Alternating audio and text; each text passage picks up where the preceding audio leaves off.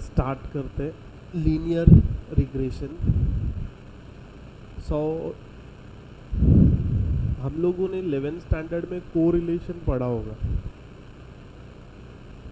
Correlation देखा था chapter 11th में। कोरिलेशन में क्या होता था ना, दो वेरिएबल के बीच में कितना रिलेशन है उसका स्कैटरनेस चेक करते थे आप। ओके, दो वेरिएबल एक दूसरे से कितने रिलेटेड है ये चेक करने के लिए। अब यहाँ पे हम देखेंगे कि एक वेरिएबल दिया है, दूसरा वेरिएबल मैथमेटिकली कैसे, एक वेरिएबल दिया है दूसरे वेरिएबल को अपने को प्रेडिक्ट करना है। ओके, तो इसके एग्जांपल्स पहले देखते हैं।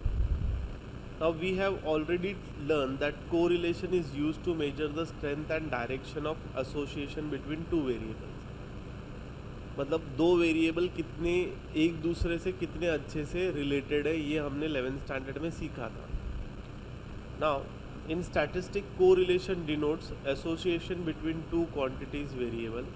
It is assumed that this association is linear, that is one variable increases or decreases by a fixed amount for every unit of increase or decrease in the other variable. Completely एक दूसरे पे dependent रहते हैं। अगर एक variable बढ़ेगा तो दूसरा वेरिएबल भी उसके अकॉर्डिंग मूव करेगा, इंक्रीज होगा या तो डिक्रीज होगा। ठीक है, देन कंसिडर, और हम इसमें कैसे कंसिडर करते हैं कि ये जो इंक्रीजिंग और डिक्रीजिंग है ये लीनियरली इंक्रीज और डिक्रीज हो रहे हैं। लीनियर मतलब उनके इंक्रीज या डिक्रीज से एक लाइन बन रही है ग्राफ पे, ये हम एज्यूम करते हैं। जैसे कि एग्जांपल है advertisement and sales of product. Advertisement and sales of product, बेटा जितना एडवर्टाइज करेगा उतना ज़्यादा सेल्स होगा, है ना। जितना एडवर्टाइजमेंट करेगा तू उतना ज़्यादा सेल्स होगा, दोनों भी इंक्रीज होगा। तो जब दोनों भी इंक्रीज होते हैं या दोनों भी साथ में डिक्रीज होते हैं तो उसको बोलते हैं positive correlation. Okay, the amount of fertiliser and amount of crop yield, ये भी क्या हो गया, positive correlation. Duration of exercise and weight loss, जितना ज़्यादा एक्सरसाइज करोगे उतना ज़्यादा वेट लॉस होगा। Income and consumption,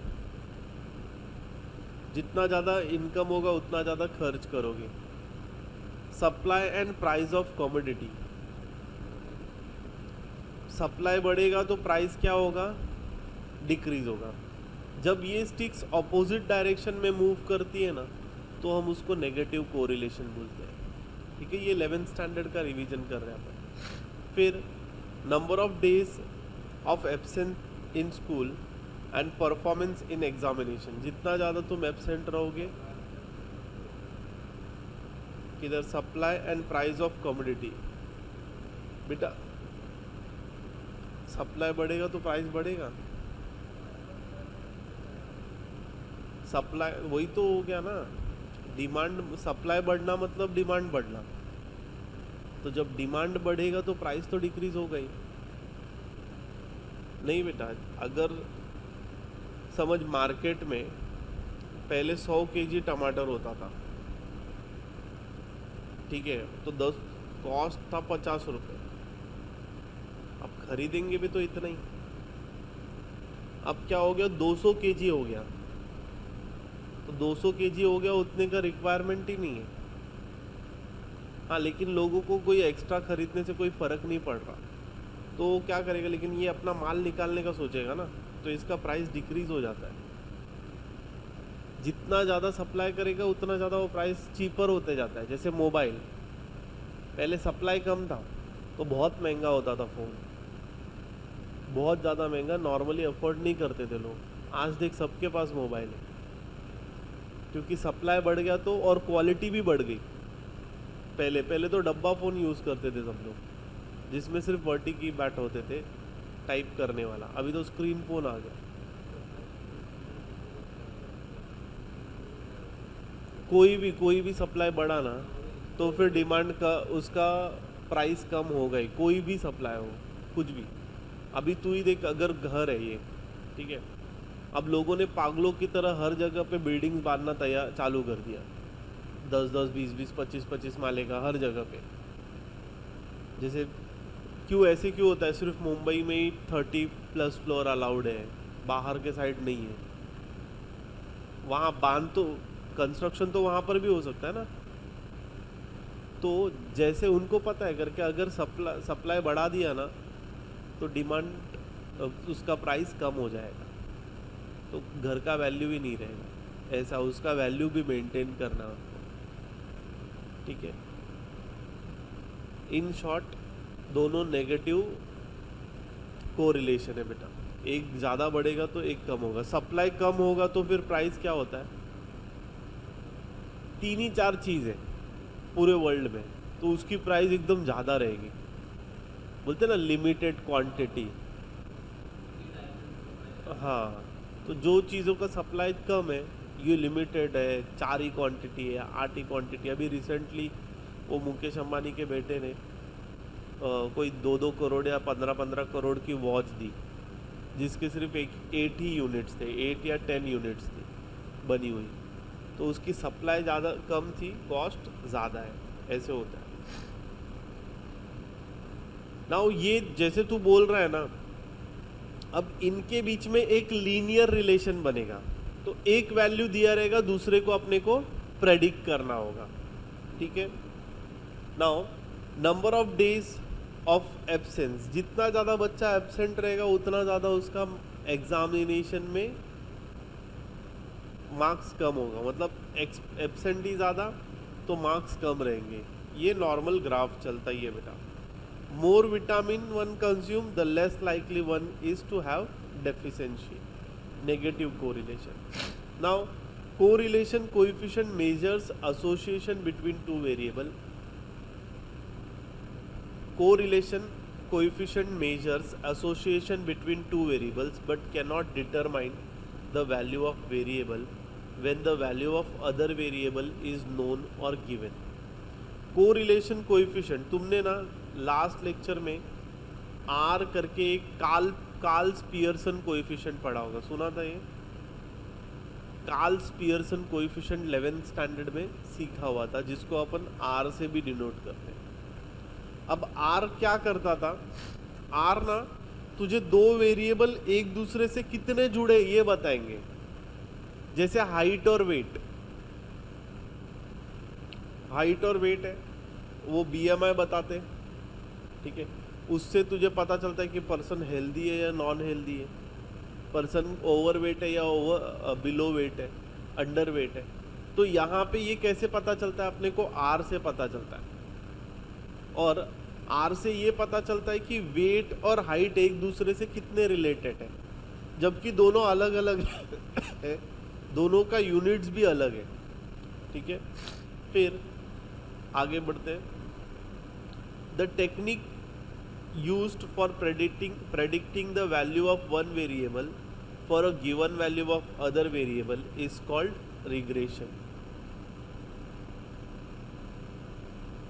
okay. अब यहाँ पे हम लोग किसको रिग्रेशन बोलते हैं? द टेक्निक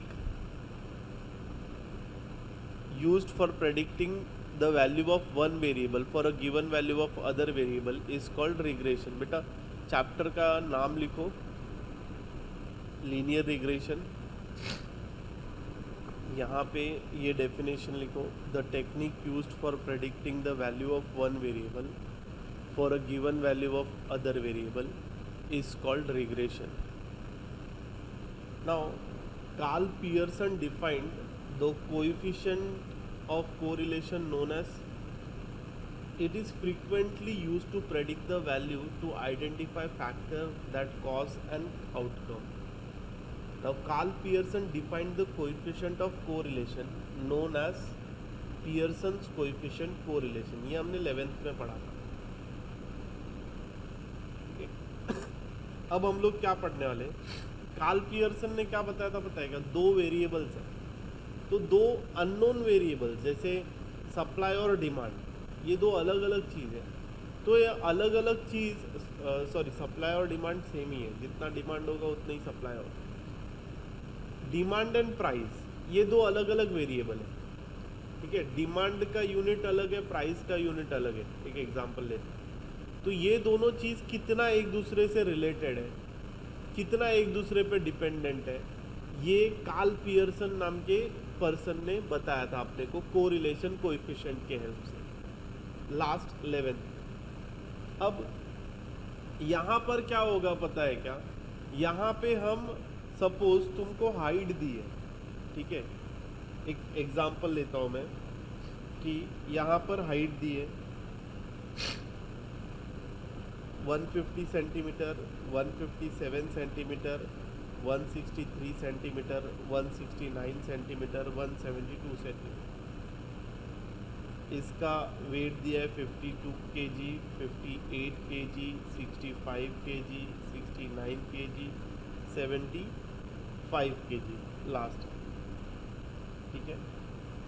1 2 3 4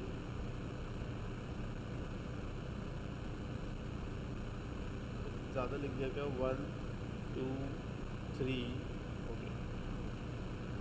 यहाँ पे ये 4, ठीक है, और ये लास्ट है 75। बेटा तेरा फ़ोन इधर दे,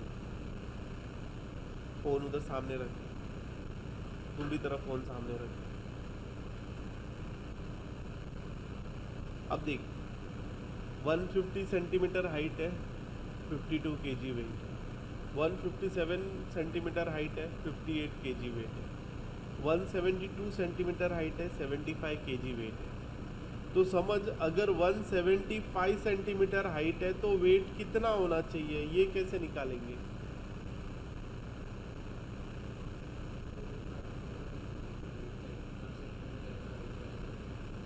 तो इसमें क्या करेंगे हम, इसको x एक्सिस पे प्लॉट करेंगे, इसको y एक्सिस पे प्लॉट करेंगे, ठीक है। प्लॉटिंग करके इनकी पॉइंट्स आती हैं और इनके बीच से एक लाइन बनाएंगे जो दोनों साइड को इक्वली, दोनों साइड में इक्वली पॉइंट्स बैलेंस करते हुए बनाएंगे। नहीं होगा तो भी चलेगा, बट पास से लाइन जानी चाहिए। अब सपोज यहाँ पर 175 सेंटीमीटर हाइट है, तो वेट कितना होगा, ये जो उसका करस्पॉन्डिंग वैल्यू ऑफ y होगा ना, वो वेट होगा। तो ये एक अप्रॉक्सीमेट वैल्यू बता, एकदम इक्वल वैल्यू नहीं, अप्रॉक्सीमेट वैल्यू बताएगा, जिसमें कुछ एरर होते हैं। वो एरर निकालने के बाद थोड़ा आसपास का वैल्यू अपने को मिल जाता है। तो यहाँ पे हम क्या करेंगे, एक वेरिएबल दिया रहेगा, दूसरे वेरिएबल को प्रेडिक्ट करना रहेगा। या तो y दिया रहेगा, x को प्रेडिक्ट करना रहेगा, x दिया रहेगा, y को प्रेडिक्ट करना रहेगा, ओके। तो ये किसने इन्वेंट किया? Carl's Friedrich Gauss developed the method to known as least square method for finding the linear equation that best describes the relationship between two variables, okay। उसने लीनियर रिलेशनशिप का invention किया। यहाँ से लेके, ठीक है, लिखने की ज़रूरत नहीं है, इसको बस मार्क कर लो, यहाँ से लेके यहाँ तक, ठीक है। फिर फिशर्स करके एक साइंटिस्ट था, उसने क्या किया, combine the work of Gauss and Pearson to develop the complete theory of least square estimation in linear regression. फिर थर्ड पर्सन आया फिशर्स ने क्या किया, गॉस क्या रीड करेंगे इसको, गॉस और पियर्सन, ये दोनों की जो थ्योरी थी उसको मिक्स की और उसने एक नया मेथड बनाया, least square estimation in linear regression. काम यही होने वाला है जो मैंने आप लोगों को बताया। Now some statistical method attempt to determine the value of unknown quantity which may be parameter or random variable. The method is for this purpose is called estimation if unknown quantity is a parameter and prediction if the unknown quantity is a variable.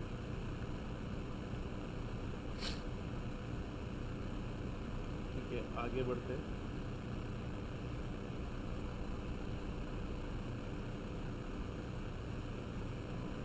Now meaning and types of regression. तो linear वही बार बार चीज़ें repeat होंगी जो मैं बोल रहा हूँ continuous.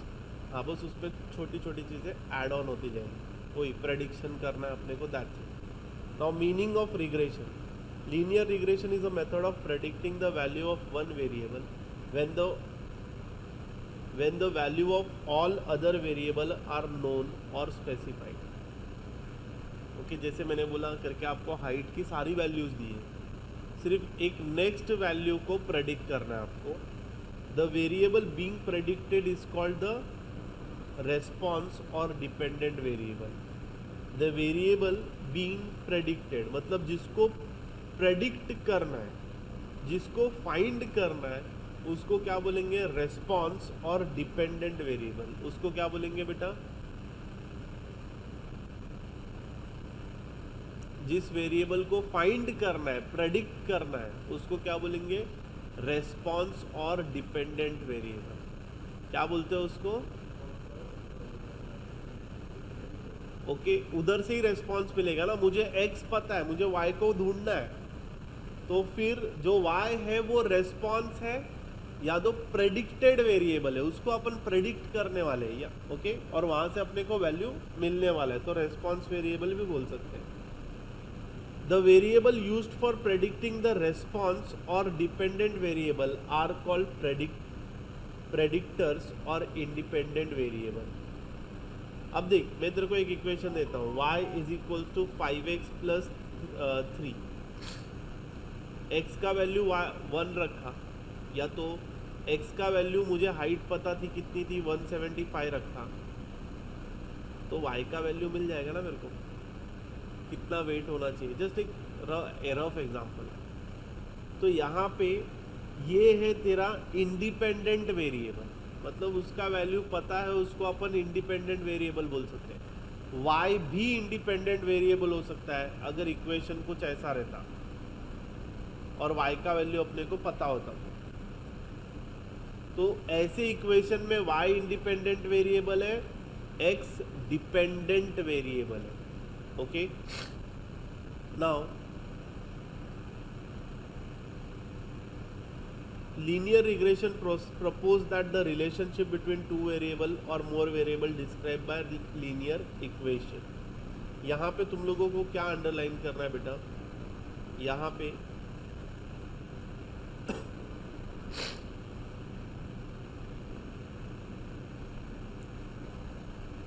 देख, ये जो लाइन में मार्क कर रहा हूँ ना, ये तुम लोग भी अंडरलाइन कर देना,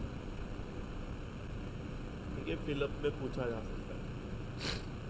अब जब भी तुझे किसी वैल्यू को प्रेडिक्ट करना है with the help of linear equation, इसको हम लोग क्या बोलते हैं? लीनियर रिग्रेशन मॉडल बोलते हैं। इसे हम क्या बोलते हैं? Linear regression model.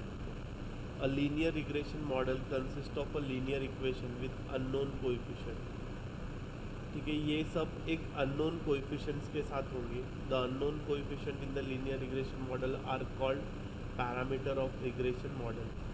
जैसे कि यहाँ पे y is equals to a x plus b है, तो ये जो a और b है, इसको हम लोग अननोन कोएफिशिएंट बोलेंगे, या तो सिर्फ a देख अननोन कोएफिशिएंट है ये, ठीक है? तो इसको हम क्या बोलेंगे? पैरामीटर ऑफ लीनियर रिग्रेशन बोलेंगे। ये जो a और b है, ये parameters of linear regression equation है। यहाँ पे भी मैं मार्क कर देता हूँ, तुम भी मार्क कर देना, parameter of linear regression model. अब अननोन मतलब a और b। x का वैल्यू तो 175 तेरे को पता है ना, a और b का वैल्यू तुझे नहीं पता है।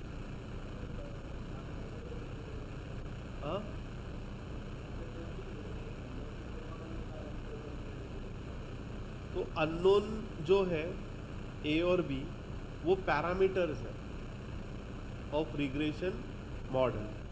जैसे a linear regression model consist of a linear equation with two unknown coefficients. इनको ही तो अननोन कोएफिशिएंट भी बोलता है, और इनको ही तो पैरामीटर ऑफ रिग्रेशन मॉडल भी बोलेगा। समझा क्या?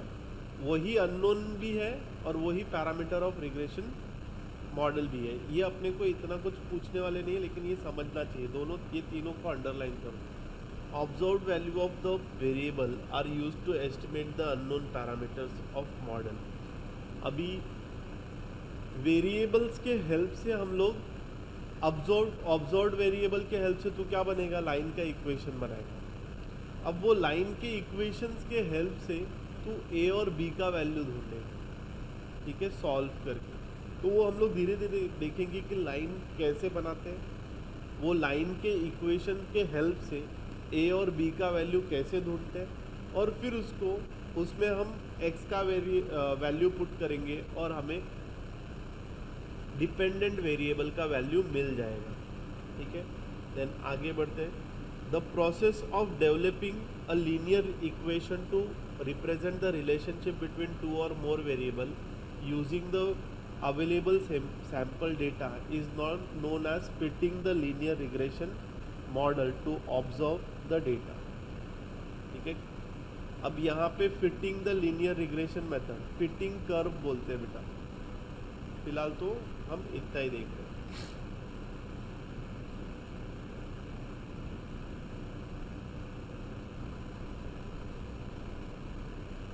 Now, correlation analysis is used for measuring the strength of degree of the relationship between the predictor or independent variable and response or dependent variable. अब यहाँ पे correlation regression, मैंने क्या बोला स्टार्टिंग में कि correlation regression किस में हेल्प करता है, अपने को दो वेरिएबल्स के बीच में रिलेशन कितना ज़्यादा स्ट्रॉन्ग है इस चीज़ को प्रेडिक्ट करने, इस चीज़ को फाइंड करने में हेल्प करता है। The sign of correlation coefficient indicates the direction positive or negative. अब तुझे अगर correlation coefficient पॉजिटिव मिला तो it is positively correlated, अगर तुझे correlation coefficient नेगेटिव मिलता है तो it is negatively correlated। तो अपने को उसकी साइन बताती है कि वो पॉजिटिवली कोरिलेटेड है या फिर नेगेटिवली कोरिलेटेड है, ओके। और उसका while the absolute value that is magnitude of correlation coefficient is used as a measure of strength of relation। अब जनरली तेरे कोरिलेशन कोएफिशिएंट का वैल्यू ना -1 से लेके 1 के बीच में आता है, ओके। तो -1 से लेके 1 के बीच में आता है। तो यहाँ पे जो नंबर्स मिलते हैं ना, ये अपने को बताते करके कितने स्ट्रांगली वो दोनों कोरिलेटेड, ओके। फिर of correlation coefficient is used to measure strength, ठीक है। ये हम लोगों को अभी आगे the purpose of correlation analysis is to find whether the correlation between two variable. Type of linear regression देखते हैं हम लोग, कितने टाइप का linear regression. The primary objective of linear regression is to develop a linear equation to express or represent the relationship between two or more variables। अपना primary एक objective क्या है, अपने को एक linear relationship equation, linear relation equation बनाना है, that's it. Regression equation is the mathematical equation that provides prediction of value of dependent variable based on known or given value of independent variable. तो यहाँ पे regression equation is mathematical equation that provides prediction of the dependent variable on the known or given value of independent variable। तो ये हमें mathematical relationship बनाने के लिए सिखाता है। ये इतना अंडरलाइन कर लो जो किया है।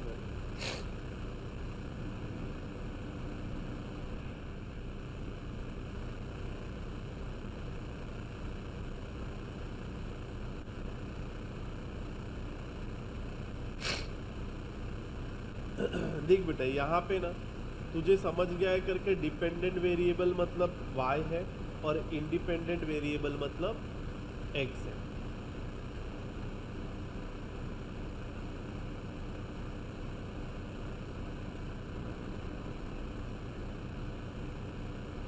और जब एक x के इसमें तेरे को मल्टीपल डिपेंडेंट वेरिएबल्स रहेंगे तो उसको मल्टी मॉडल लीनियर रिग्रेशन बोलते हैं, या तो मल्टी लीनियर रिग्रेशन मॉडल बोलते हैं। जब एक एक्स पे बहुत सारी चीज़ें डिपेंडेंट रहेंगी.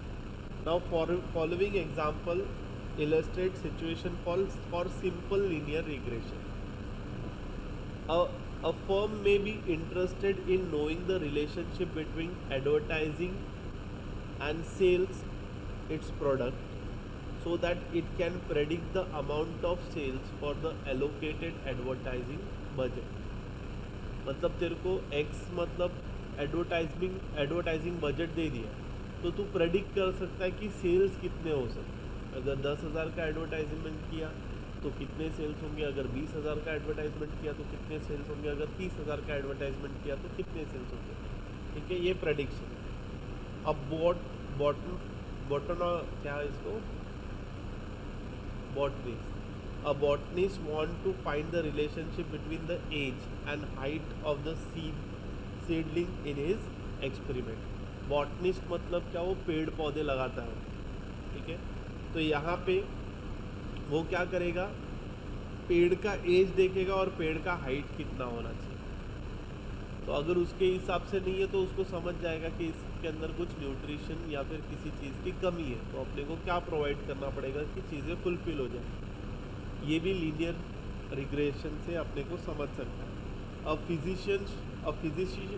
physician wants to find the relationship between the time since a drug is administered and the concentration of the drug in blood. ठीक है, दवा देने के बाद कितने टाइम तक उसका कितना पावर रहता है ब्लड में, ये भी फिजिशियन प्रेडिक्ट कर सकता है इसके ऊपर based. Following example illustrate situation for multi linear regression. अब ये था सिंपल लीनियर रिग्रेशन, मतलब दो चीज़ें एक दूसरे पे डिपेंडेंट थी. अब मल्टी लीनियर रिग्रेशन मतलब क्या, एक चीज़ के ऊपर दो तीन चीज़ें डिपेंडेंट है.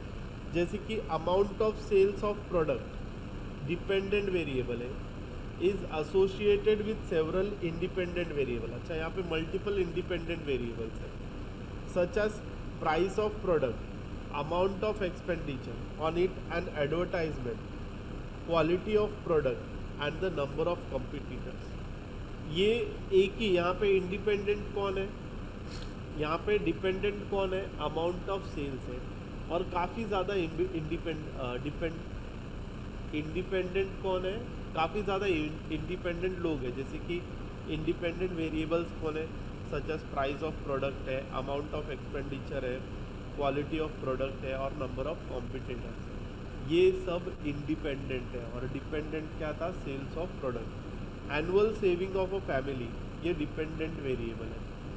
और इंडिपेंडेंट कौन है, such as annual income independent है, फैमिली साइज इंडिपेंडेंट है, हेल्थ कंडीशन इंडिपेंडेंट है, फिर number of children in school और कॉलेज भी इंडिपेंडेंट है. इसके अकॉर्डिंगली डिपेंडेंट वेरिएबल को फाइंड किया जा सकता है. मतलब एनुअल सेविंग, किसी के 2 बच्चे, किसी के 3 बच्चे, किसी के 4 बच्चे, किसी को 5 बच्चे, किसी को बच्चे ही नहीं है, तो उनके अकॉर्डिंग अपन प्रेडिक्ट कर सकते हैं. अगर 6 बच्चा रहेगा तो क्या हो सकता है, 7 चाइल्ड होंगे तो क्या हो सकता है. ओके, आगे का प्रेडिक्शन कर सकते हैं. The blood pressure of a person, ये डिपेंडेंट वेरिएबल है, associated with several independent variable such as his age, कितना एज है उसका, वेट कितना है उसका, लेवल ऑफ ब्लड कोलेस्ट्रॉल कितना है and level of blood sugar. अगर तुम्हारा ब्लड प्रेशर बढ़ा हुआ है तो ये चारों पांचों चीज़ें चेक की जाएंगी.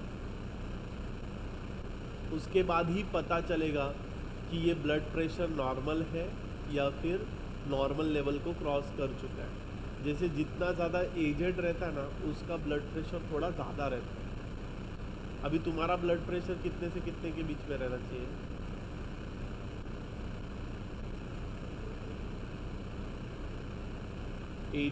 70 to 120 नॉर्मली, शायद 80 to 120 दो होगा.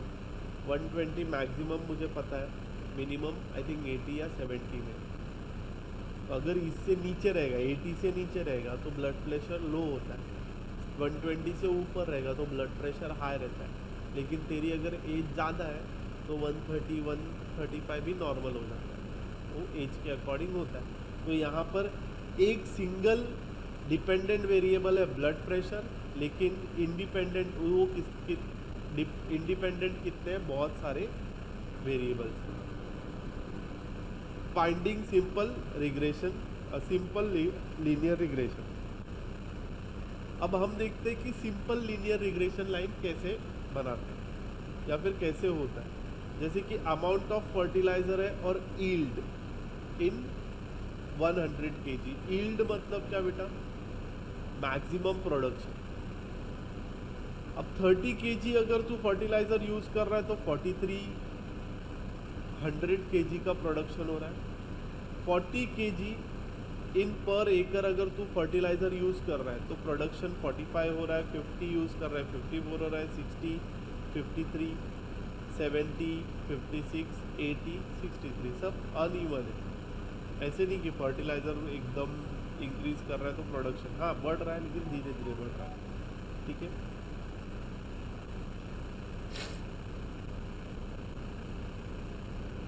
अब यहाँ पे इसका ग्राफ बनाया बेटा।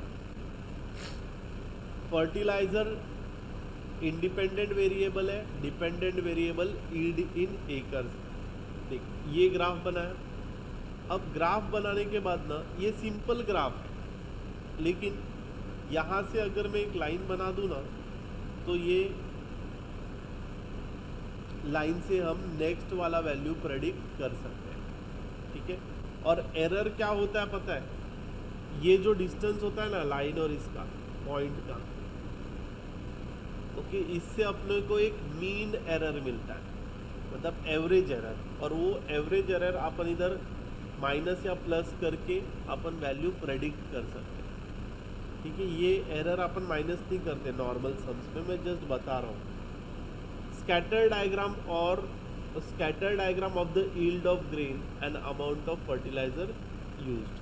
सो we want to draw a straight line that is closest to, जैसे मैंने अभी स्ट्रेट लाइन बनाई तो वो क्लोजेस्ट टू द पॉइंट है इन द स्कैटर डायग्राम, उसको स्कैटर डायग्राम बोलते हैं जो ऊपर था।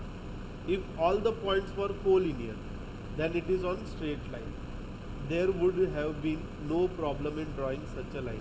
अगर सारे स्ट्रेट पॉइंट में होते तो फिर दिक्कत ही नहीं होती लाइन बनाने में।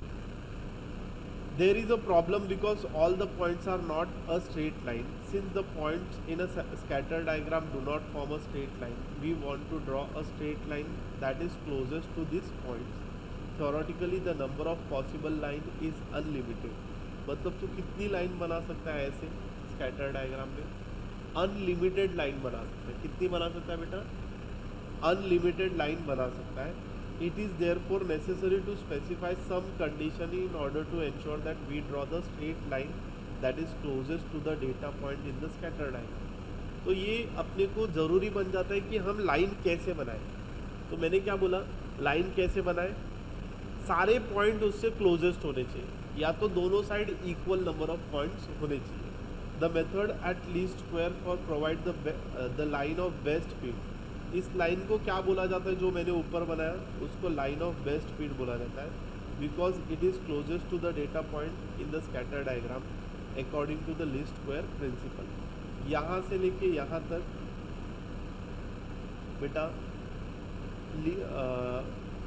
लाइन ऑफ बेस्ट फिट यहाँ से लेके यहाँ तक लिख लो, पॉइंट में ऐड करो।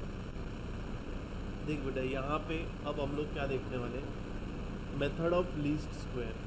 ठीक है, तुझे यहाँ पर क्या दिया है? देख x1 y1 दिया है, x2 y2 दिया है, xn yn दिया है, मतलब वही हाइट और वेट, हाइट और वेट, हाइट और वेट दिया है।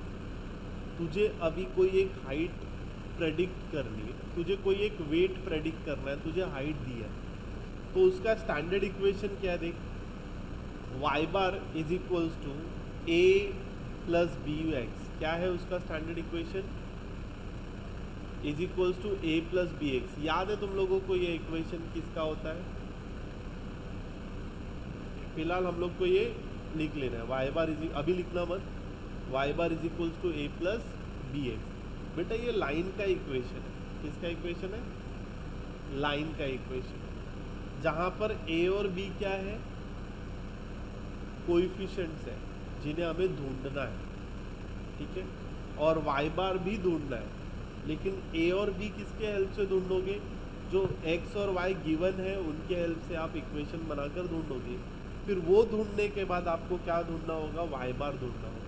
y बार मतलब क्या, प्रेडिक्टेड वैल्यू जो अपने को प्रेडिक्ट करनी है। सपोज 175 सेंटीमीटर हाइट दिया तो कितना वेट है ये प्रेडिक्ट करना है, तो वो y बार होगा। Here y bar is to read as y cap. Okay, मैं y बार रीड कर रहा हूँ। This equation is called the prediction equation. इसको हम क्या बोलते हैं, prediction equation. That is using the same value of constant a and b, the predicted value of y given by y bar a plus b x। अब तू xi कुछ भी रख, x1 रखेगा तो y1 मिलेगा इसमें, x2 रखेगा तो y2 मिलेगा इसमें, xn रखेगा तो yn मिलेगा इसमें। Where xi is the value of independent variable and y bar is the value corresponding predicted value. ठीक है, ये आगे बढ़ते हम लोग। अभी तक तो ओके, ये सब तुम लोगों को थोड़ा थोड़ा याद रहना चाहिए। जो हमने अभी तक पढ़ा है उसी का जो शॉर्ट में समरी बना के लिख रहे हैं अपन। नाउ हम लोगों को ना रिग्रेस्ड लाइन ढूंढनी होगी बेटा। तो रिग्रेस्ड लाइन ढूंढने के लिए ना दो टाइप होंगे, x ऑन y होगा और y ऑन x होगा। ठीक है, अब तक अपन थ्योरी पढ़ रहे हैं। अभी हम लोग देखते हैं कि यहाँ पे रिग्रेशन लाइन कैसे ढूंढते हैं। तो मैं इसका स्टेप्स लिख देता हूँ। ठीक है, steps to find regression line. अब रिग्रेशन लाइन ढूंढने के लिए दो स्टेप्स हैं, मतलब दो अलग अलग लाइंस रहेंगी, तो दो यहाँ पर अलग अलग मेथड्स होंगे। तो अब पहला है, पहले तो हम लोग टाइप्स क्या किसको क्या बोलते हैं ये भी साथ में लिखते जाते हैं। ठीक है, तो पहला है लिखना है line of regression of y on x। इसको ऐसे लिखते हैं, y on x is also known as regression equation of y on x। इसको हम ऐसे भी रीड करते हैं, regression equation of y on x। इसे हम कैसे रीड करेंगे, अगर यहाँ पे कैसे तुझे x दिया होगा तुझे y ढूंढना है, तो जब x दिया होगा तुझे y ढूंढना रहेगा, तो उसको रीड कैसे करेंगे, y on x। कैसे रीड करेंगे, y on x रीड करेंगे। और line of regression known as regression equation of y on x। Regression of x on y मतलब यहाँ पर तुझे y दिया होगा, तुझे x निकालना होगा, is also known as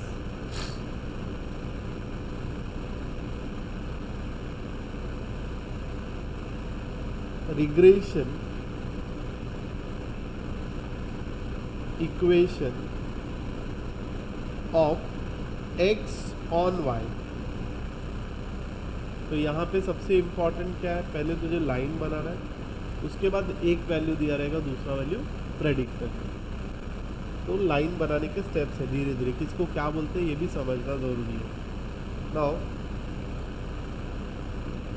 this line is used to predict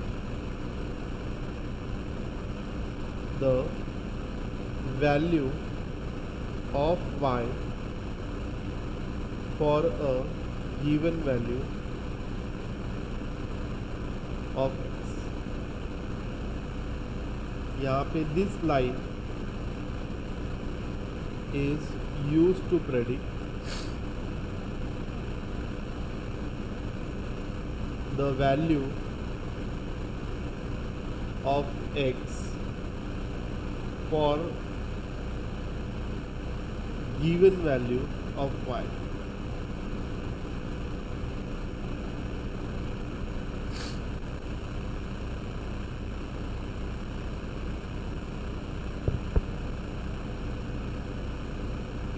In line of regression यहाँ पर line of regression in line of regression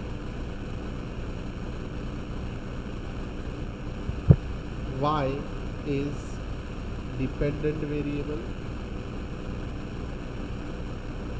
x is independent.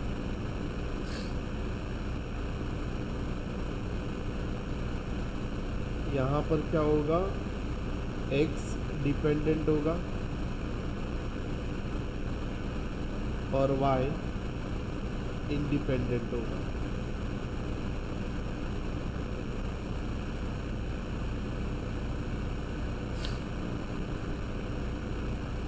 ठीक है.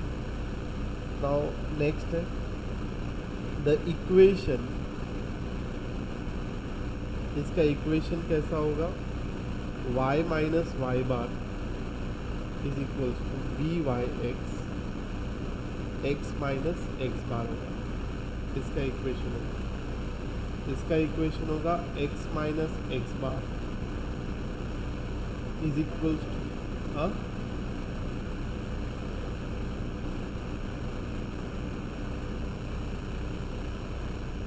बेटा बी वाई एक्स ये स्लोप है. हाँ, तो m की जगह पे अपन ने इक्वेशन ऑफ लाइन.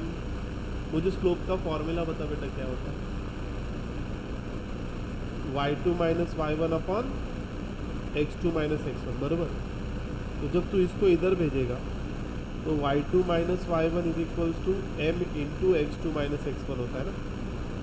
तो ये m के जगह पे देख बी वाई एक्स. तो b y x is slope of line. Slope of line इधर के लिए स्लोप ऑफ लाइन है, दूसरे के लिए देख बी वाई एक्स एम किसके साथ होना चाहिए, हमेशा एक्स के साथ होना चाहिए ना. एम किसके साथ होना चाहिए, एक्स के साथ होना चाहिए ना बेटा. M slope of line 10th में पढ़ा है ना, y2 minus y one upon. लेकिन ये याद आ रहा है क्या, बस उतना ही कहीं चाहिए, बस उतना ही करना है. तो ये याद है ना. तो x माइनस एक्स वन, अभी x के साथ हमेशा स्लोप रहता है बेटा. तो अगर इस बी एक्स वाई को इधर ले लिया, लेफ्ट में ले लिया बेटा, इधर ध्यान दे, बी एक्स वाई को लेफ्ट में ले लिया, तो ये स्लोप इसका क्या हो जाएगा, slope of line x on y is 1 upon b x y. और ये क्या है देख, slope of line, slope of line y on x है ना, तो फिर ये होगा बी वाई एक्स. देख बेटा, जिसको तुझे ढूंढना होगा ना, ध्यान देना इधर, जिसको तुझे ढूंढना होगा ना वो हमेशा पहले होगा. किसको ढूंढना है बेटा, y को ढूंढना है. फर्स्ट वाले इक्वेशन में किसको ढूंढना है, y को ढूंढना है. तो y हमेशा पहले होगा. और बी वाई एक्स में भी देख y हमेशा पहले है. इधर ध्यान दे बेटा, बी वाई एक्स में देख y पहले है फिर x है. तो इसको रीड करेंगे बी वाई ऑन एक्स. ठीक है, इक्वेशन क्या होगा, y ऑन x ऐसा होगा. अगर x ऑन y होगा तो देख इधर क्या है, एक्स वाई है. क्या है इधर, मतलब x को ढूंढना है, y दिया हुआ है. जो ढूंढना है वो पहले होगा, जो नहीं, जो दिया हुआ है वो बाद में होगा, क्योंकि बच्चों को इसमें कंफ्यूजन होता है. ठीक है, तो जो ढूंढना है वो पहले होगा, जो नहीं ढूंढना है वो बाद में हो जाएगा. बी वाई एक्स में, बी एक्स वाई में. तो y minus y bar is equals to b y. अगर तुझे y को ढूंढना है तो उसका इक्वेशन क्या होगा, y minus y bar is equals to b y x minus x bar. बेटा ये अभी जस्ट मैंने बताया, ये स्लोप का ही फॉर्मूला है. किसका फॉर्मूला है, स्लोप का. स्लोप का फॉर्मूला हमने देखा था y minus y one upon x minus x one. वही है, बस इधर शिफ्ट कर दिया है.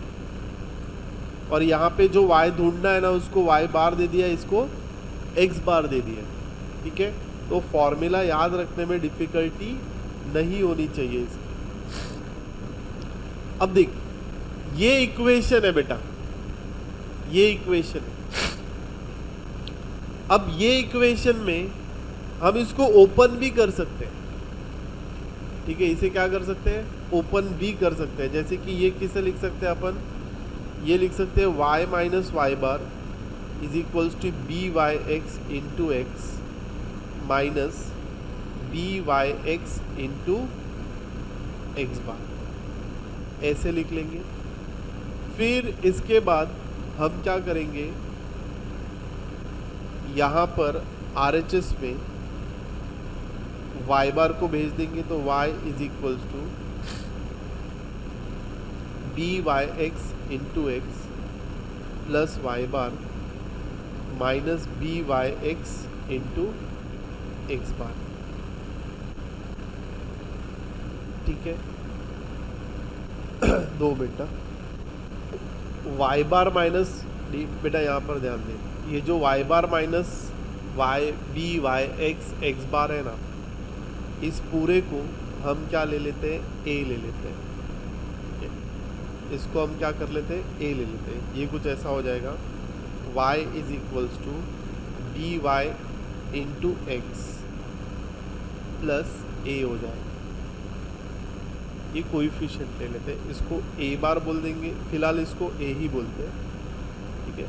तो a का वैल्यू इधर क्या दिख रहा है अपने को, a is equals to y bar minus b y x into x bar हो सकता है यहाँ पे। यहाँ पर अगर एक्सपांड करेंगे तो क्या हो जाएगा, x minus x bar is equals to b x y into y into Y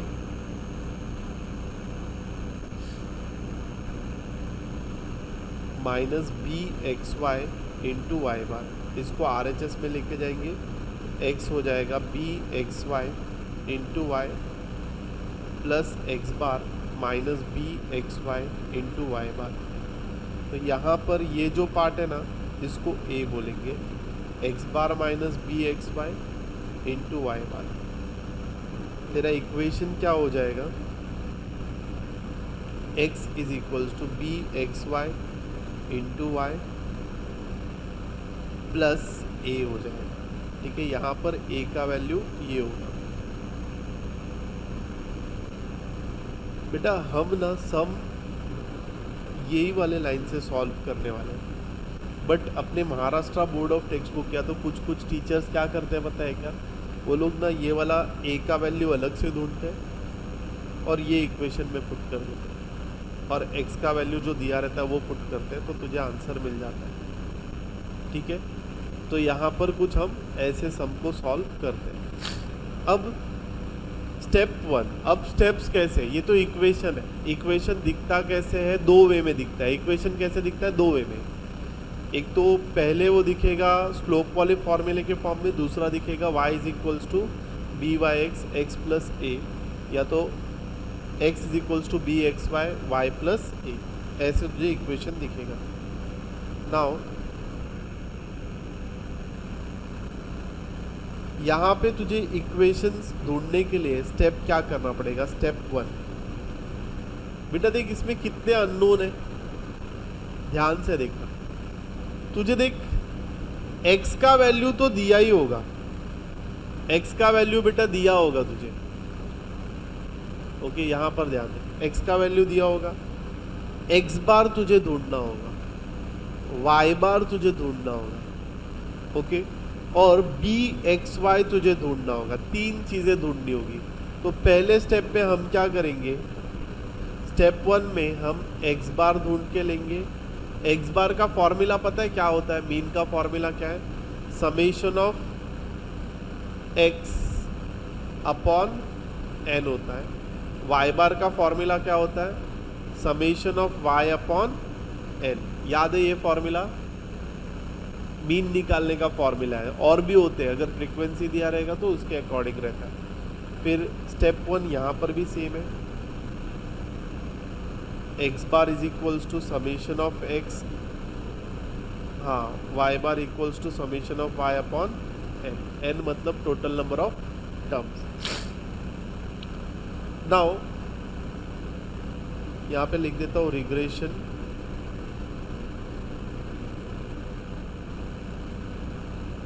equation of y on x के लिए ढूंढना है, y ऑन x के लिए, ये सेम x ऑन y के लिए होगा। नाउ स्टेप 2 में तूने स्टेप 1 में सब ढूंढ लिया, x बार ढूंढ लिया, y बार ढूंढ लिया। अब स्टेप 2 में तुझे बी वाई एक्स ढूंढना है। क्या ढूंढना है? B y x. अब बी वाई एक्स के फर्स्ट फॉर्मूला है बी वाई एक्स का covariance of x comma y upon variance of x. बेटा जो नेक्स्ट वैल्यू रहेगा ना वही हमेशा डिनोमिनेटर में रहेगा, उसका ही टर्म डिनोमिनेटर में होना चाहिए। जैसे यहाँ पर फर्स्ट होगा स्टेप 2 में,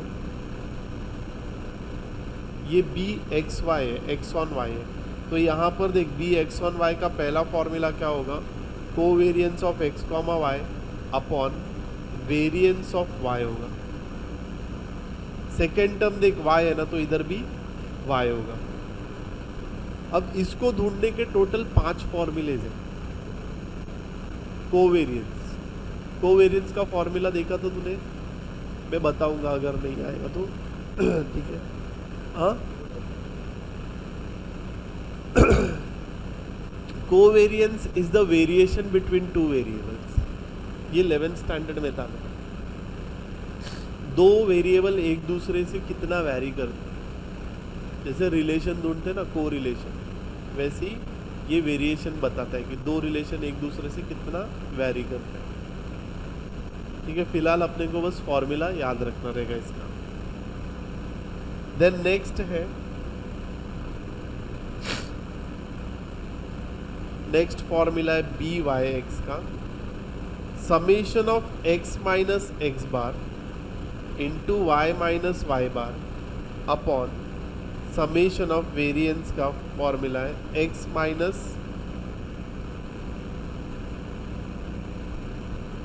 minus x bar the whole square.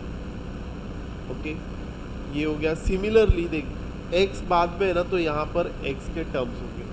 अभी यहाँ पर क्या होगा? न्यूमरेटर सेम होगा, x minus x bar, y minus y bar, denominator में y के वैल्यू रहेंगे, summation of y minus y bar the whole square. ये होगा b x on y second formula. ठीक है, ये एक्चुअल में न्यूमरेटर में कोवेरियंस का फॉर्मूला है, डिनोमिनेटर में वेरिएंस का फॉर्मूला है। फिर इसके बाद नेक्स्ट फॉर्मूला है,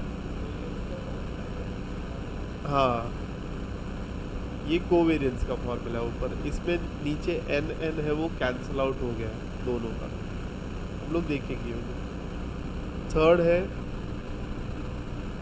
बी वाई एक्स का formula r into sigma y upon sigma standard deviation of x. यहाँ पे बी एक्स ऑन वाई रहेगा, ये आर है, हाँ बेटा, r into standard deviation of x upon standard deviation of y. और भी दो फॉर्मूले हैं, बट अभी फिलहाल के लिए मैं इतने ही फॉर्मूले लिख रहा हूँ, ये लिख लो। नाउ देख बेटा, यहाँ पे कोवेरियंस का फॉर्मूला, अभी ये हम लोग ये तीनों फॉर्मूला थोड़ा अच्छे से देखेंगे। कोवेरियंस का फॉर्मूला क्या है? Normally x minus x bar into y minus y bar upon n होता है। ये एक फॉर्मूला होता है कोवेरियंस का। कोवेरियंस का एक दूसरा भी फॉर्मूला है, ठीक है, तो वो फॉर्मूला क्या होता है? Summation of x Y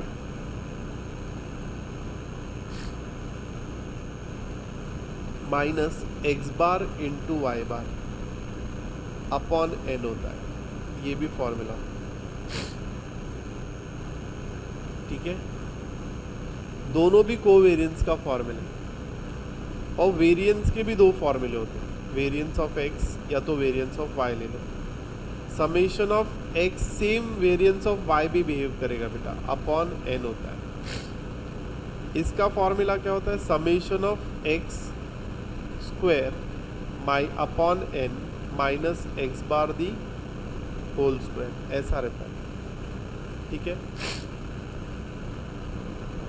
now हम क्या कर सकते हैं? देख, यहाँ पे n लेकर जा सकते हैं, summation of x y minus n into x bar into y bar upon n।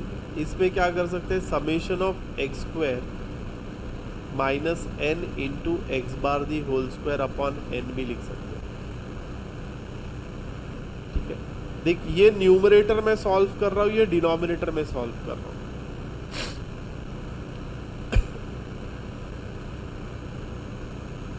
तो ये फॉर्मूला भी हम लोग जनरली यूज कर सकते हैं। तो न्यूमरेटर देख हमारा फॉर्मूला कैसे चेंज हो जाएगा, ये वाला सेकंड वाला फॉर्मूला, सेकंड वाले फॉर्मूले में बी वाई ऑन एक्स हो जाएगा, न्यूमरेटर में हो जाएगा summation of x y minus n into x bar into y bar upon n. Denominator में क्या हो जाएगा, summation of x square minus n x bar the whole square upon n. N n cancel हो जाएगा, तेरा formula आ जाएगा summation of x y minus n x bar y bar upon summation of x square minus n x bar the whole square. ये एक formula आ सकता है। इसमें तू फर्दर चेंज भी कर सकता है बेटा।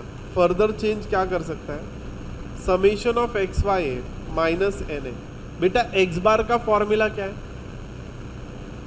एक्स बार का फॉर्मूला क्या है, समेशन ऑफ एक्स, इधर देख summation of x upon n लिख सकता हूं मैं। वाई बार का फॉर्मूला क्या है, summation of y upon n लिख सकता हूं मैं। फिर summation of x square minus x bar का फॉर्मूला क्या है, यहां पे ध्यान दे कंटिन्यूसली। एक्स बार का फॉर्मूला क्या है, summation of x upon n the whole square. तो ये क्या हो जाएगा, summation of x y minus n into, देख एक एन कैंसिल हो गया, summation of x into summation of y, इसके पास सिर्फ एक ही एन रह गया नीचे। दूसरा देख क्या हो गया, summation of x square minus, इधर से भी एक एन कैंसिल हो गया, एक एन ही रह गया, summation of x square upon n रह गया इधर से। तू बोर्ड पे ही ध्यान दिया करा, तेरा ध्यान इधर उधर जा रहा है। अब ये एन इधर जाएगा, ये एन इधर जाएगा, तो ये क्या हो जाएगा, देख n into summation of x y minus summation of x into summation of y upon n into summation of x square minus summation of x the whole square. बेटा ये भी तेरा बी वाई ऑन एक्स का एक formula है, ये भी तेरा बी वाई ऑन एक्स का एक फॉर्मूला है। सेम एक्स ऑन वाई के लिए भी ऐसा फॉर्मूला बनेगा। ये दोनों भी ऐड ऑन कर लो उधर, ये दोनों फॉर्मूलाज लिख के ले लो, ठीक है। तो ये दोनों फॉर्मूलाज भी यूज होंगे। ऊपर का कोवेरियंस का भी फॉर्मूला लिख के ले लो और वेरिएंस का भी। देख बेटा ये ना हमने 11th में दोनों भी फॉर्मूले सीखे हुए हैं। ये फॉर्मूला हम लोग कब यूज़ करते थे, जब एक्स बार ना जब एक्स बार कोई नंबर होता था, मतलब 2 3 ऐसे एक कांस्टेंट नंबर होता है, तो ये वाला फॉर्मूला यूज़ करते थे। ये वाला फॉर्मूला कब यूज़ करते थे, जब एक्स बार ना डेसिमल्स में आता है, तब हम ये वाला फॉर्मूला यूज़ करते थे। अभी तो हम लोग को डिसीजन लेना है, जैसे भी अपने को समझेगा वैसे। फिर भी एक बार देख ले बेटा, एक्स बार कब यूज़ करते हैं, जब ये नंबर्स होते हैं तब, इंटीजर्स प्रॉपर। ये डेसिमल्स में रहेंगे ना, तो ये वाला फॉर्मूला यूज़ करते हैं अपन।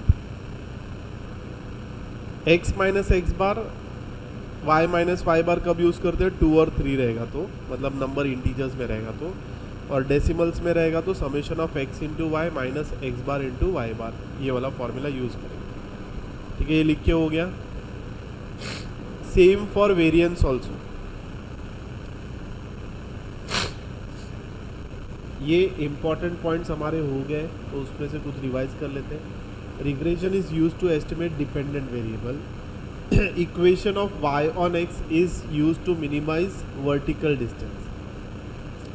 Equation of x on y is used to minimize horizontal distance. मतलब क्या, एक बार ग्राफ पे देख लेते हैं।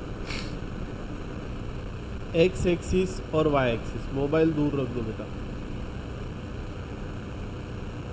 अब यहाँ पे x1 है, y1 है, तुझे इधर एक पॉइंट मिल रहा है, दूसरा पॉइंट इधर मिल रहा है, तीसरा पॉइंट इधर मिल रहा है, चौथा पॉइंट यहाँ पर है, पांचवा पॉइंट यहाँ पर है, छठवां पॉइंट यहाँ पर है।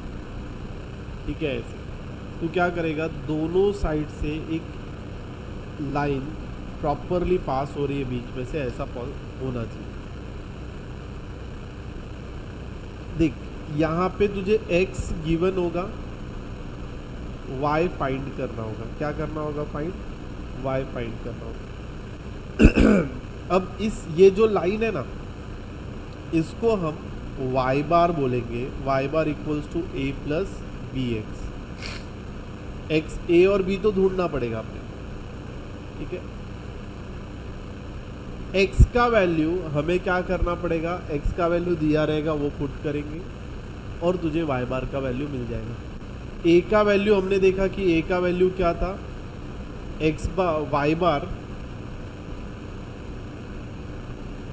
y bar minus b y x of x bar, ये जो a का वैल्यू है। b ये क्या है, b मतलब b y ऑन x है, बी वाई एक्स है, ठीक है। ये भी वैल्यू अपने को पता है, सब पता है उसमें से, समझ ले। अब देख यहाँ पर से ये जो पॉइंट है ना, ये एक्चुअल में पॉइंट है x1 y1, ये एक्चुअल में पॉइंट है x2 y2, ये एक्चुअल में पॉइंट है x3 y3, ये एक्चुअल में पॉइंट है x4 y4, ये है x5 y5, ये है x6 y6। बेटा यहाँ पर ना तू देखेगा ना, तो ये एक डिस्टेंस यहाँ से x1 इस इक्वेशन में अगर वैल्यूज पुट करेगा, इस इक्वेशन में अगर वैल्यूज पुट करेगा ना, तो यहाँ पर तुझे मिलेगा x y बार 1 मिलेगा। देख, क्योंकि ये तुझे एक अलग ये इक्वेशन के हिसाब से y बार इधर आ रहा है। ये जो छोटा सा डिस्टेंस है ना, इसे इसेंट्रिसिटी बोलते हैं। अब देख यहाँ पे तेरा ओरिजिनल x2 y2 है, लेकिन अगर तू y2 को देखेगा ना, तो यहाँ पर मिल रहा है y बार 2, मतलब ये तेरा x2 है तो ये तुझे y बार 2 मिलेगा इधर। वर्टिकल डिस्टेंस y में क्या चेंज हो रहा है, वर्टिकल डिस्टेंस चेंज हो रहा है। y में क्या हो रहा है, वर्टिकल डिस्टेंस, और डिस्टेंस मिनिमाइज होता है, मतलब कम से कम होना चाहिए, ज़्यादा नहीं होना चाहिए। यहाँ पर देख, ये भी वर्टिकल डिस्टेंस होगा, ये भी वर्टिकल डिस्टेंस होगा, ये भी वर्टिकल डिस्टेंस होगा, ये भी वर्टिकल डिस्टेंस होगा, जब तुझे x का ग्राफ ढूंढना होगा।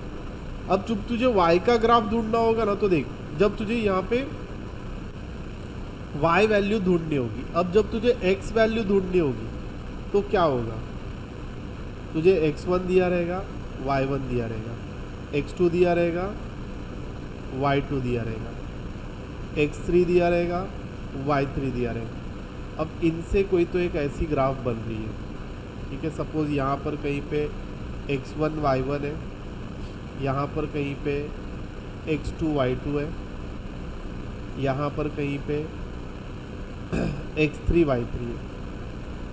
अब इन सारे पॉइंट्स को कंसिडर करके लाइन बनाई गई, जिसमें तुझे x बार ढूंढना है, मतलब x की वैल्यू प्रेडिक्ट करनी है। ये कुछ है ऐसे a b y है, ठीक है।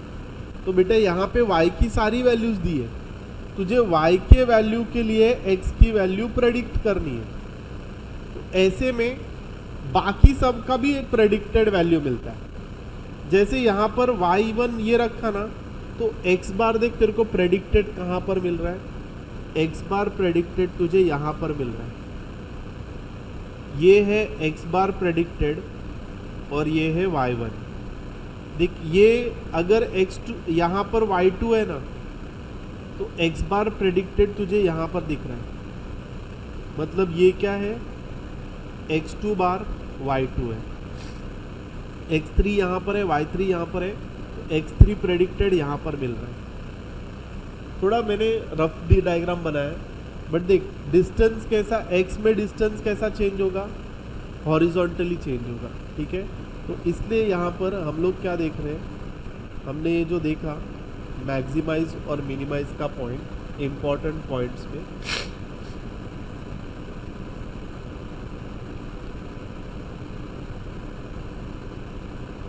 ये सब फिलअप्स के लिए कर रहे हैं अपन डिस्कशन, नहीं तो सम्स तो हो गए अपन। Equation of y on x is use to minimize the vertical distance. y axis में क्या होता है, वर्टिकल डिस्टेंस मिनिमाइज होता है। Equation of x on y में क्या होगा, हॉरिजॉन्टल डिस्टेंस मिनिमाइज होता है। In the regression equation y on x byx represent the slope of regression line.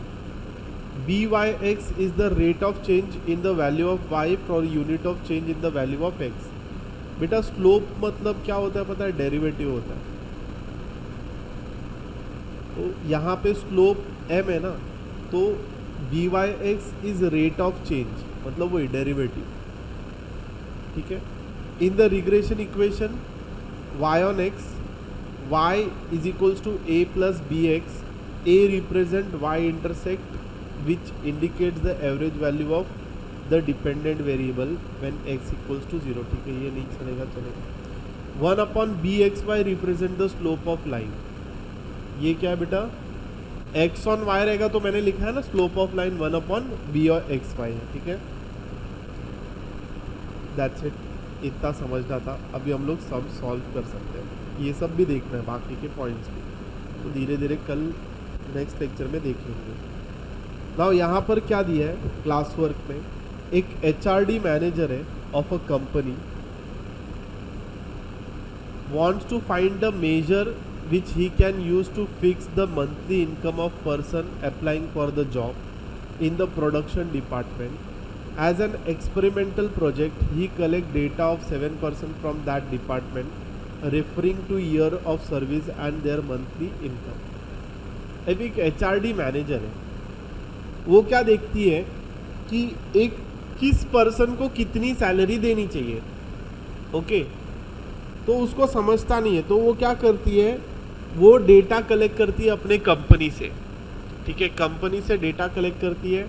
जैसे कि वो लोग क्या कर रहे हैं, 11 साल का एक्सपीरियंस है तो किसी पर्सन को 10,000 सैलरी मिल रही है, 7 साल का एक्सपीरियंस है तो किसी पर्सन को 8,000 की सैलरी मिल रही है, 9 साल का एक्सपीरियंस है तो पर्सन को 6,000 की सैलरी मिल रही है, 5 साल का एक्सपीरियंस है तो 5,000 की, 8 साल का एक्सपीरियंस है 9,000 की, 6 साल का एक्सपीरियंस है 7,000 की, 10 साल का एक्सपीरियंस है 11,000 की सैलरी मिल रही है।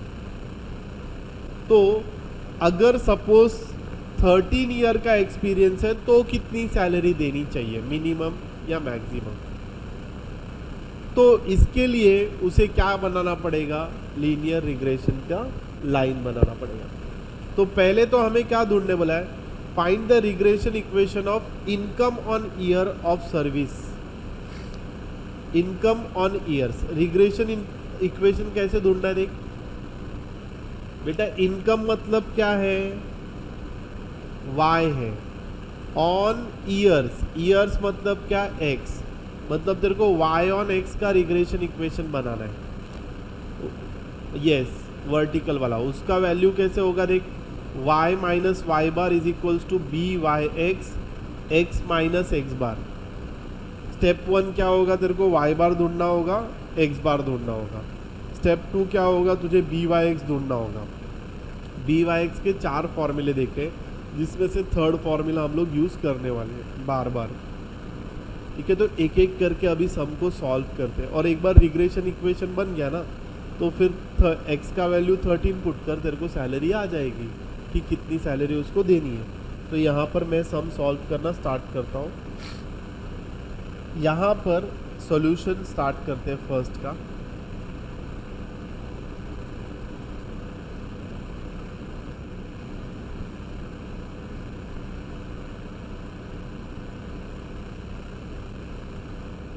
फर्स्ट में दिया है क्लास वर्क,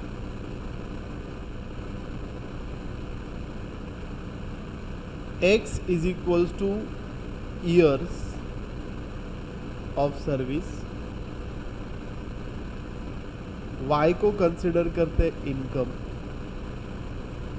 रुपीज इन 1000 दिया है उधर ही। फिर हमें ढूंढना है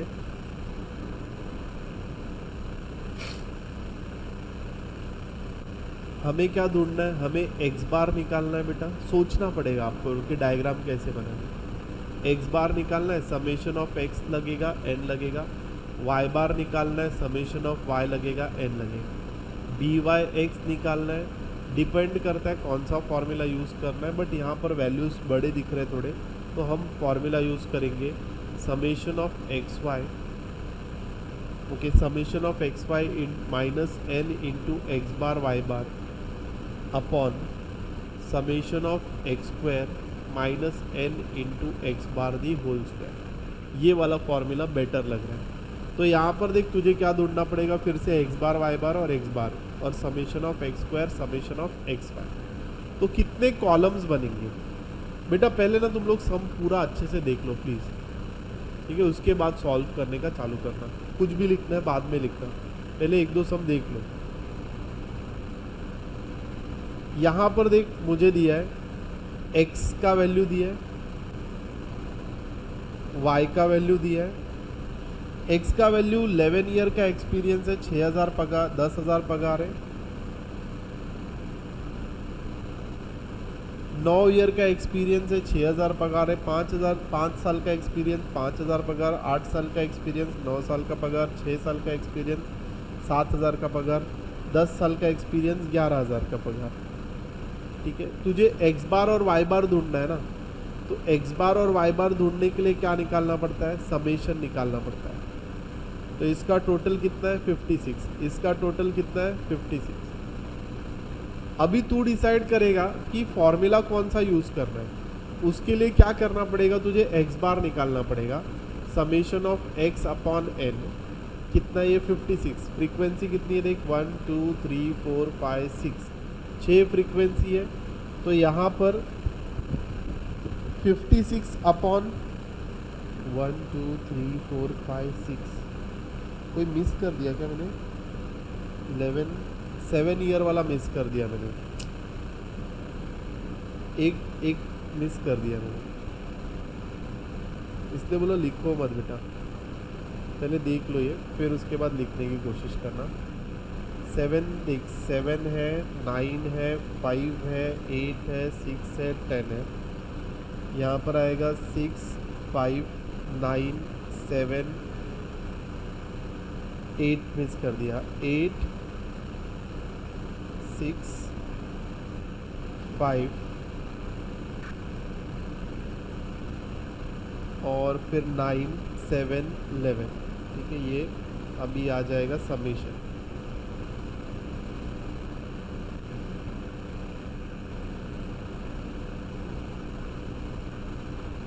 तो 7 आएगा यहाँ पे। नाउ डिवाइड बाय 7 करेंगे तो कितना आएगा ये, 56 को 8 आ जाएगा। एक्स बार भी 8 मिलेगा, सिमिलरली वाई बार भी 8 ही मिलेगा, दोनों भी 56 है। देख ये नंबर मिला है, तू ये वाला फॉर्मूला यूज़ करेगा तो भी चलेगा और पहला वाला फॉर्मूला यूज़ करेगा तो भी चलेगा। ठीक है, तो हम क्या करते हैं, ये वाला फॉर्मूला यूज़ करते हैं फिलहाल। अब यहाँ पे तुझे क्या ढूंढना है, देख एक्स बार मिल गया, वाई बार मिल गया, एक्स बार मिल गया, तुझे summation of x into y ढूंढना है। तो एक्स इंटू वाई निकालेगा तो पहले एक्स इंटू वाई मतलब 11 इंटू 10 110, 7 8 जा 56, 9 6 जा 9 6 जा 5 5 जा 8 9 जा 6 7 जा 63 42 10 11 जा 110। इन सबको ऐड करेंगे तो कितना मिल रहा है बताए क्या, ये अपने को आ रहा है 469 आ रहा है। ठीक है, फिर तुझे ढूंढना क्या, देख एक्स बार ढूंढना है। एक्स बार ढूंढेंगे मतलब एक्स का स्क्वायर, 11 का स्क्वायर कितना, 7 का 49, 9 का 81, 5 का 25, 8 का 64, 6 का 36, 10 का 100। इन सबको ऐड करूंगा तो मुझे कितना मिल रहा है, 476 मिल रहा है। ठीक है, अब देख बी वाई एक्स का तैयारी भी हो गया अपना। बी वाई एक्स का फॉर्मूला क्या है, summation of x y minus n into x bar y bar upon summation of x square minus n into x bar the whole square. बस इतना ही करना है बेटा। अभी समेशन ऑफ एक्स वाई कितना मिला तेरे को 469 माइनस 7 इंटू एक्स बार 8 है, वाई बार भी 8 है। समेशन ऑफ एक्स स्क्वायर कितना मिला अपने को यहाँ पे 476 मिला है minus n into x bar square मतलब 8 का स्क्वायर मतलब 8 इंटू 8। ठीक है, अब यहाँ पर इनमें से या तो तू कॉमन निकाल या तो इनको मल्टीप्लाई करके माइनस कर दे। तो यहाँ पर 469 माइनस इनका मल्टीप्लिकेशन किया तो कितना आ रहा है 64 into 7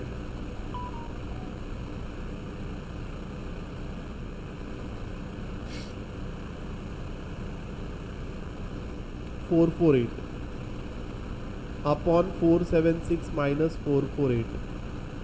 469 minus 448 1 2 21 upon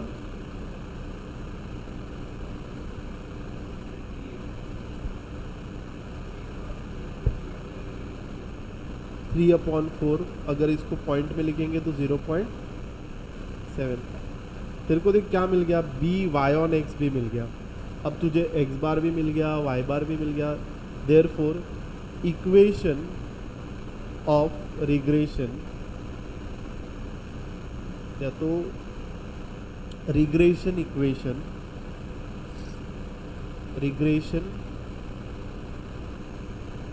equation of y on x क्या हो जाएगा, y on x is y minus y bar is equals to b y x minus x bar. देख तेरे पास सब वैल्यू आ गई। y माइनस वाई बार का वैल्यू 8 है, b y x का वैल्यू 0.75 मिला, x माइनस एक्स बार का value कितना है 8 है। तो ये y इधर ये RHS में जाएगा प्लस 8 हो जाएगा, ये अंदर मल्टीप्लाई होगा प्लस 0.75 माइनस 0.75 इंटू 8 या तो 3/4 इंटू 8 करेगा तो कितना मिलेगा 126 मिल जाएगा। ठीक है, तो यहाँ पे ये x भी होगा, यहाँ पर ये x के साथ मल्टीप्लाई हो रहा है तो x भी होगा यहाँ पे। तो तुझे इक्वेशन क्या मिलेगा देख, y is equals to 0.75x 8 minus 6 2 plus 2। ये तेरा इक्वेशन हो गया बेटा। ऐसा सिंपल वे में तेरे को इक्वेशन बनाना है, बस वो फॉर्मूला याद रहना चाहिए। 5 फॉर्मूले याद हो गए ना, पूरा चैप्टर याद हो जाएगा। स्ट्रक्चर पूरा यही है बेटा। ठीक है, y is equals to 0.75 x plus 2। अभी उसने सैलरी का इक्वेशन बना दिया। अब उसको क्या ढूंढना है नेक्स्ट में, हाँ x 13 है तो y क्या होगा, तो मतलब y मतलब इनकम क्या होगी। तो यहाँ पे y is equals to 0.75 into 13 plus 2 कर कितना आ रहा है 3/4 आ रहा है ना। 3/4 मतलब ये हो जाएगा 39/4। 39/4 करेंगे तो कितना आएगा 8 टाइम्स आएगा, नहीं 9 टाइम्स आएगा 5 9.75 आएगा प्लस 2 कितना आ जाएगा 11.75।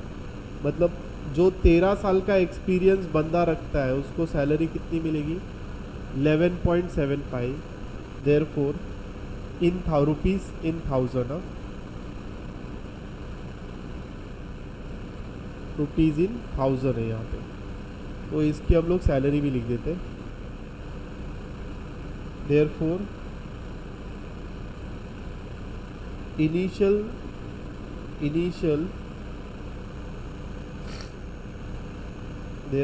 इनिशियल सैलरी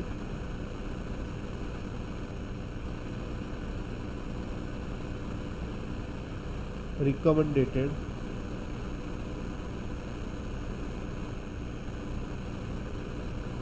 11,750 रुपीज़, या फिर तू इनकम रिकमेंड करेगा 11,750 रुपीज़, दैट्स इट।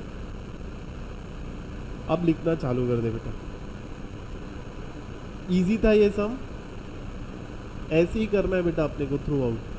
तो इसलिए मैंने ये चैप्टर ले लिया कि बाद में प्रॉब्लम ना आए।